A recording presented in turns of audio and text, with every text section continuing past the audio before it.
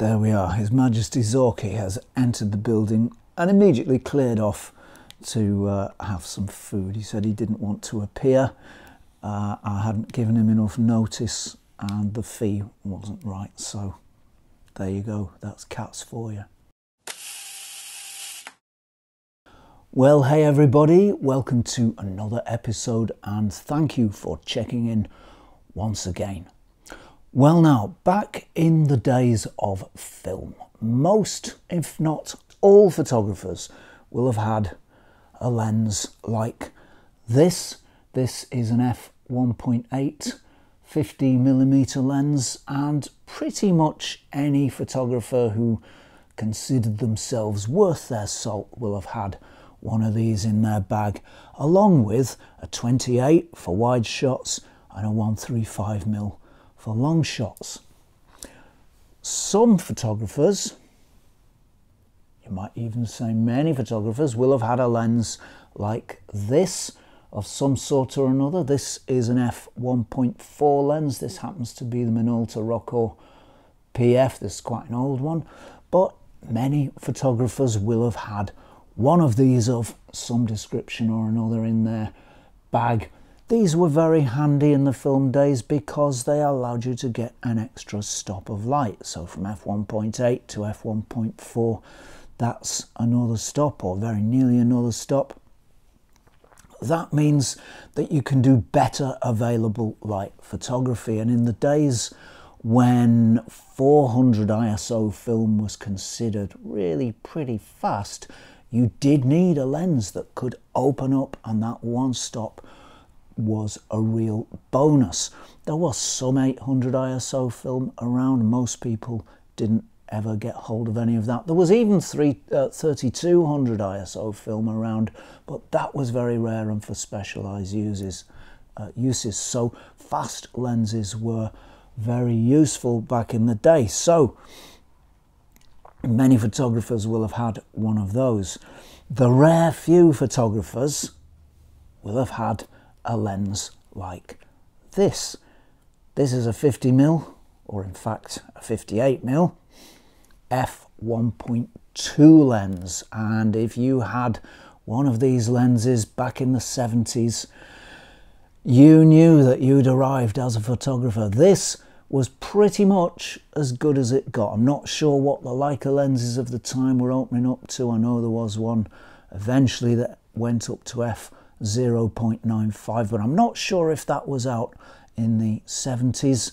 Certainly with SLR lenses, f1.2 was about as fast as it got. There might be some other faster ones. Do let me know if you know of them, but I've not heard of them. The f1.2 is pretty much the fastest aperture you could get.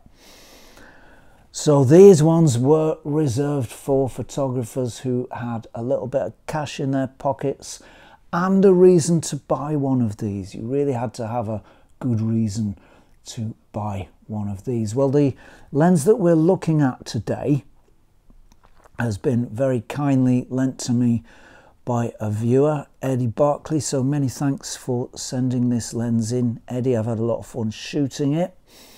This is the Minolta MC Rockor PG 58mm f1.2 lens, and this lens dates from a time when it was very tricky to make a wide aperture fast lens that had a 50mm focal length. It was much easier to make them in a slightly longer focal length. So that even applies to this f1.4 lens. This is a 58mm, an older one.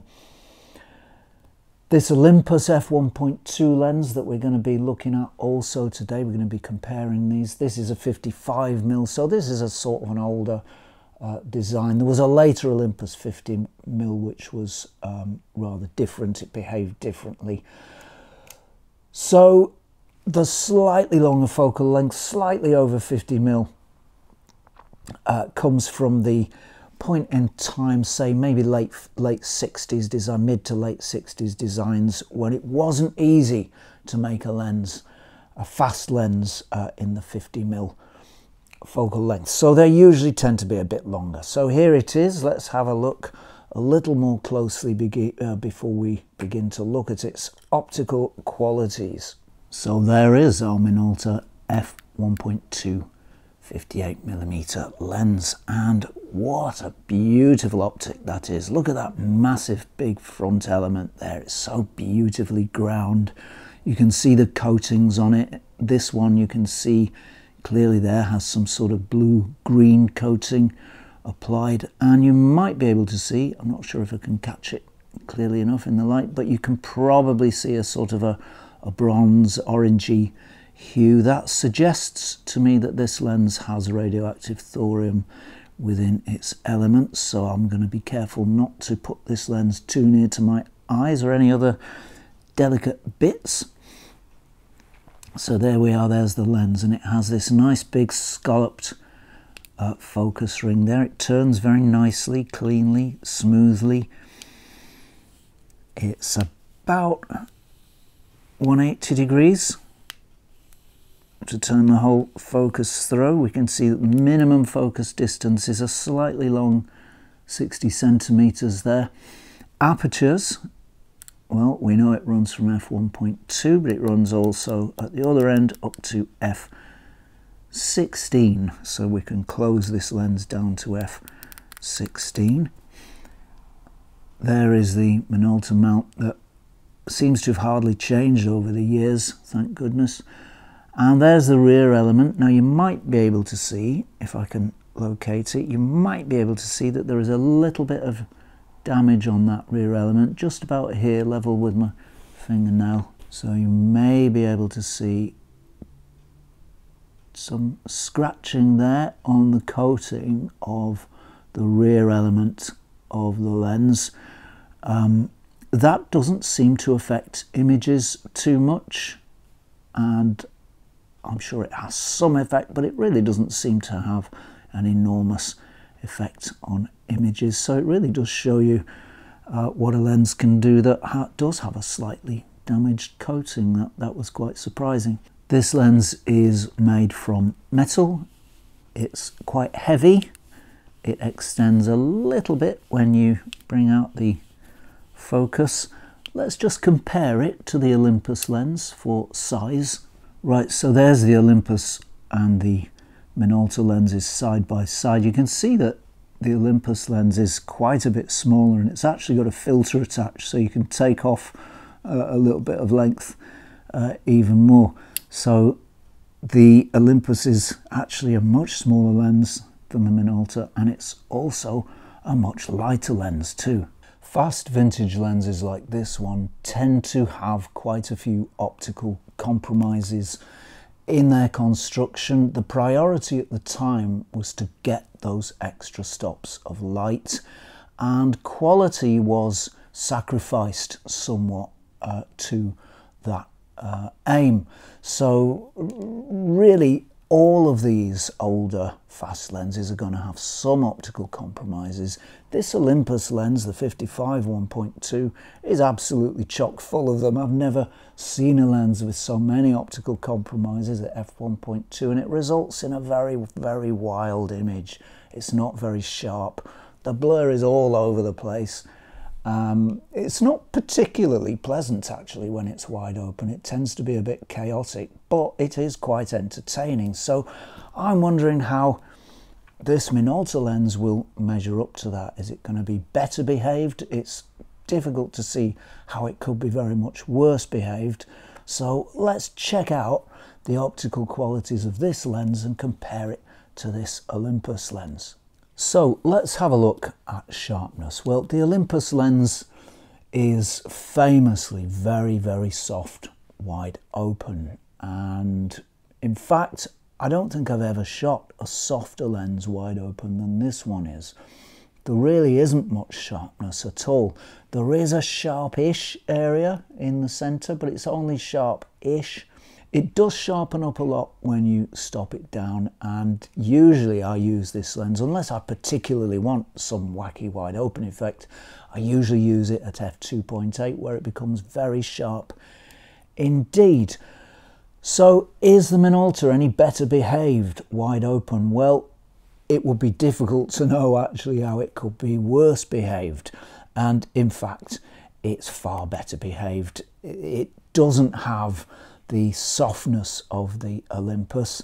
It's not a particularly sharp lens when you compare it to, let's say, a modern f1.2, and there is some softness in that image, it can't be denied. There is a sharp area in the centre, sharpish, and it is sharper than the Olympus. Wide open, this lens is sharper than the Olympus, and I think that sharpness extends further across the frame. I've even seen sharpness at the sides and occasionally in the corners as well. So I think this lens is certainly, in terms of sharpness, much better behaved than our friend the Olympus wide open, but it's still a pretty soft lens wide open. I certainly wouldn't call the Minolta sharp wide open, but it is a lot sharper than the Olympus.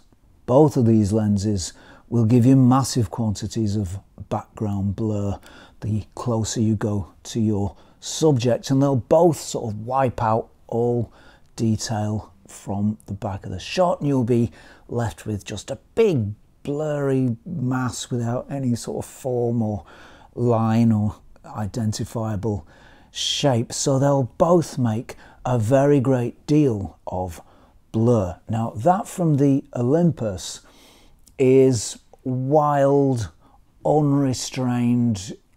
It's a bit like an explosion's taken place in all the point light sources and the defocused areas. It literally is all over the place. I can't really see any rhyme, any reason, any pattern, any coherence really, in particular to the blur that comes out of the Olympus lens. It can be very nice for particular purposes. It can make a very, very nice portrait, and it's an interesting aesthetic effect, sure, but it's not the most harmonious of effects, and you really do need to work quite hard to bring it to some sort of order. You need to be careful with your backgrounds and your distances. The Minolta, I'm glad to report, is rather more orderly in its blur and much more conventional. As I say, when you're close to your subjects at the minimum focus distance, you're not really going to see anything very much in the background. It's just all mushed out and wiped out. And to be honest, I'm not really sure how useful that amount of blur is on most occasions. It really is an awful lot of blur that each of these lenses give. This one, as I say, is much better behaved, much more conventional and much more coherent. Is it pleasant? Well, it's certainly pleasant, more pleasant than the blur from the Olympus lens. It can be very beautiful. It can be very, very beautiful if you've got foliage in the background with point light sources coming through trees, for example. It gives lovely bubbles from specular highlights. In the rather at the sides of the shot, they do tend to become a little compressed, kind of cat's eye shapes. In the centre, they're more circular. It's actually quite pleasant blur. It can be really beautiful. Sometimes it can be a little untidy and ragged, but it can be very lovely. However, with both of these lenses, if you're shooting at minimum focus distance, I would suggest stopping down, because if you're wiping away all detail and form, there's not really anything. There's not really even any blur, because there's nothing to be blurred, if you see what I mean. In order to be able to see blur, you need to see some objects in the background that are blurred. If everything's blurred out to the extent that it's just mush, we lose all the forms, and so effectively we don't really have very much blur at all, in a sense. But both of these will certainly do it for you, and this one can be very beautiful. The blur from the Minolta can be very lovely indeed. So I think it beats the Olympus, certainly in terms of classical photographic aesthetics. It beats the Olympus hands down in terms of blur. Both make a similar amount, but the Minolta blur is rather nicer, more tidy, more coherent, and very much better behaved. Both of these lenses give very nice colour. The Olympus gives very intense, very rich, very, very saturated colours, and I think it's probably one of the most colour saturated lenses I've shot. Colours are really exuberant and joyful and really very, very intense.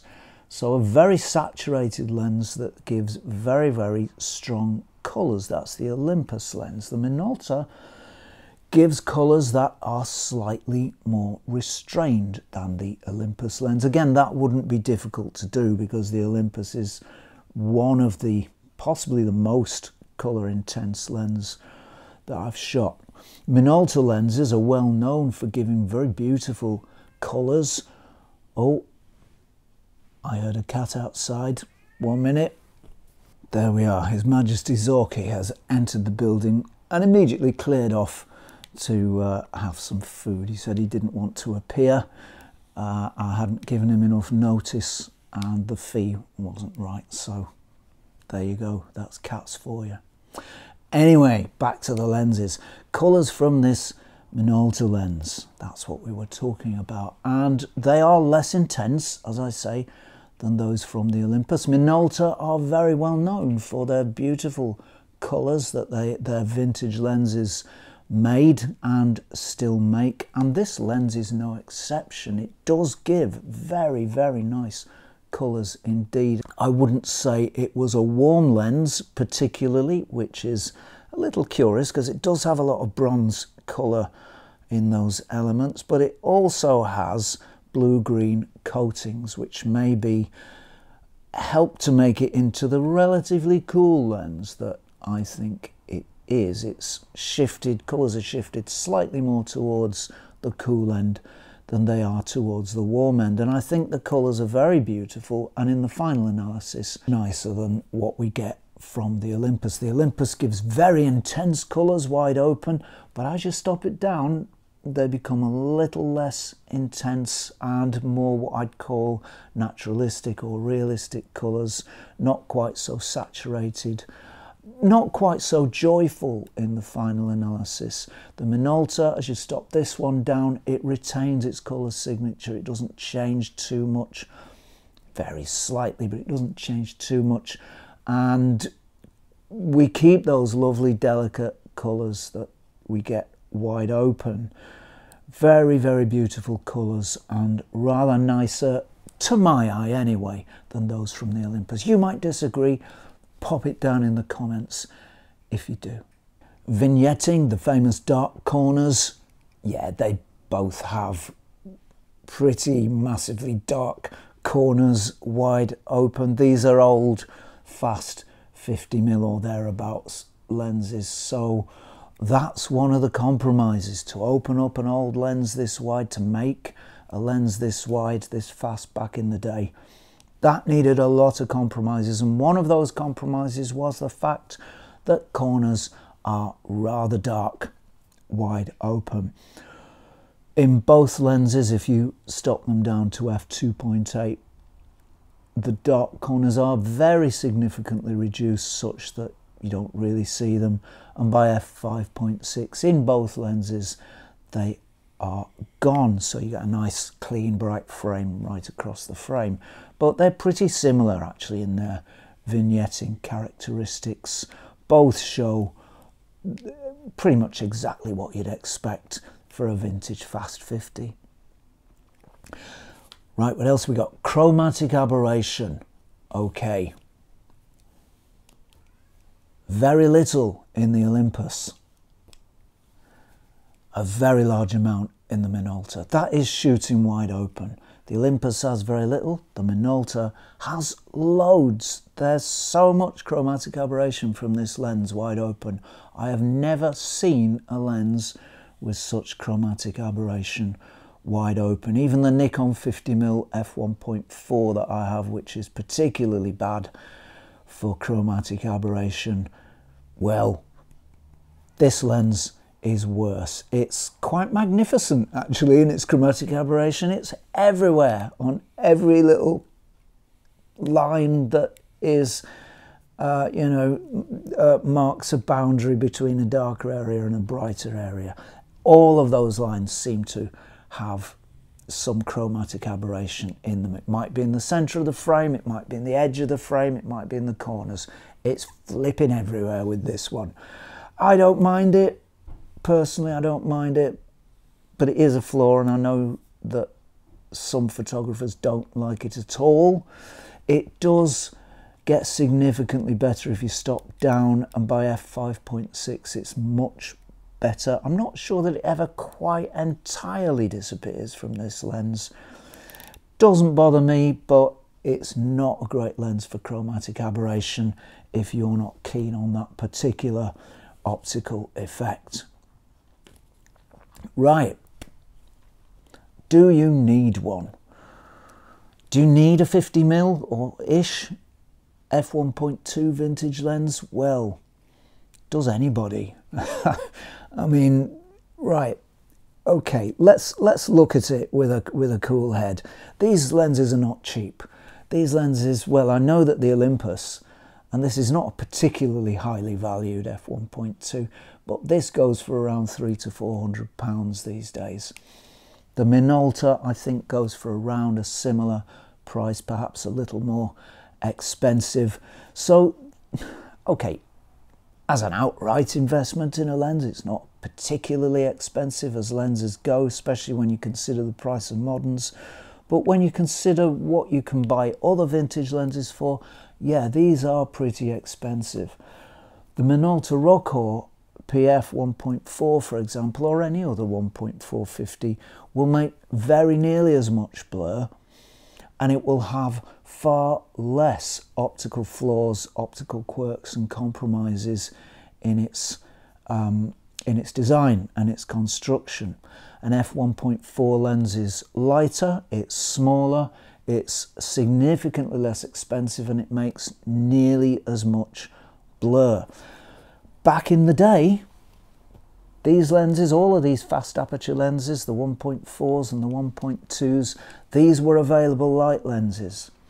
Now we don't have that problem. We can turn up our ISO on our digital electronic cameras, and we can pretty much almost see in the dark. So we don't need these very fast apertures. The only reason one would have is, A, if you want the aesthetic properties that they offer over and above a 1.4, because only a 1.2 can do what a 1.2 can do, or B, if you just like the mechanical construction of the lens, if you just appreciate the lens as a mechanical object, that might be another reason for buying one of these. I personally do appreciate these lenses as mechanical objects. I find them very beautiful in that sense.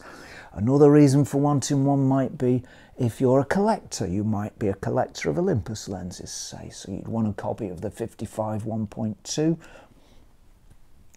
You might be a Minolta collector, in which case you might want one of these lenses. But does anyone need one?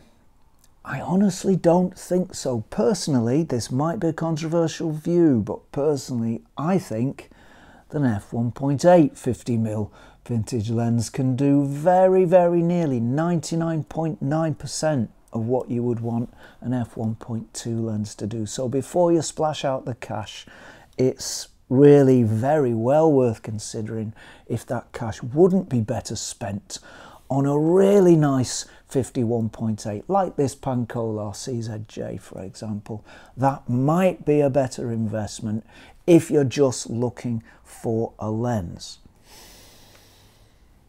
If you love these old pieces of kit, you might want one. If you want the very curious aesthetic qualities that these lenses can provide, you might want one. But otherwise, I think you'd be probably, if I'm honest, better off sticking with either an f1.4 or even an f1.8 vintage 50. I think they would serve almost everybody very, very, very nearly as well.